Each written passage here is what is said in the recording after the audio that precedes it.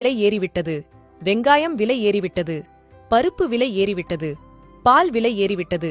இவைகள்தான் பொதுமக்களின் தினசரி குமுறல். என் மகனை என்ஜினியர் ஆக்குவேன், என் மகனை டாக்டர் ஆக்குவேன், என் மகனை கலெக்டர் ஆக்குவேன், என் மகனை வக்கீல் ஆக்குவேன் என்று கூறும் பெற்றோர் தங்கள் பிள்ளைகளை வேளாண்துறை வல்லுநராக்குவேன் என்றும் விவசாயி ஆக்குவேன் என்றும் கூறுவதில்லை. Colgate, Hamam soap, Pepsi, cinema ticket, KFC chicken, Thalappakatti biryani, gold, diamond விலை ஏறலாம். எத்தனை பேர் இதற்காக கேள்வி கேட்டுள்ளீர்கள்? எளியவர்களை கேள்வியால் துளைக்கும் நீங்கள் இதர கார்ப்பரேட் பொருட்கள் விலையேறினால் மட்டும் அமைதியாக இருப்பது ஏன்? சிறு காய்கறி கடைகளில் விலையினை குறைத்து கேட்டு மல்லுகட்டும் நீங்கள் ஷாப்பிங் மால்களிலும் பெருவணிக வளாகங்களிலும் எவ்வளவு விலை கூடியிருந்தாலும் பகட்டால் அமைதியாக இருப்பது ஏன்? 6 மாதம் முதல் 1 வருடம் தண்ணீர் இல்லாமல் எத்தனையோ செலவு செய்து வியர்வை சிந்தி கஷ்டப்பட்டு அறுவடை செய்து கொஞ்சம்